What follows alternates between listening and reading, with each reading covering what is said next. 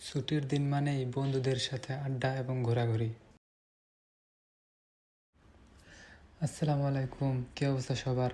তো আবারও চলে আসলাম মিলান শহরে। সপ্তাহে 6 দিন কাজের পর যখন ছুটির দিন বন্ধুদের সাথে আড্ডা দেই, তখন যেন সব ক্লান্তি নিমিষেই দূর হয়ে যায়। সেটা আরও বেশি আনন্দের হয়ে যায় যখন নিজ দেশের নিজের পছন্দের খাবারগুলো একই সাথে পেয়ে যাবেন। আমরা যারা বিদেশ থাকি তাদের অধিকাংশ মানুষের শখগুলোই স্মৃতির পাতায় রয়ে যায়।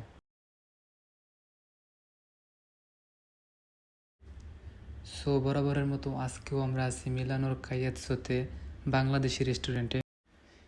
এইখানে আপনারা বাংলাদেশি মোটামুটি সব ধরনের খাবারই পেয়ে যাবেন।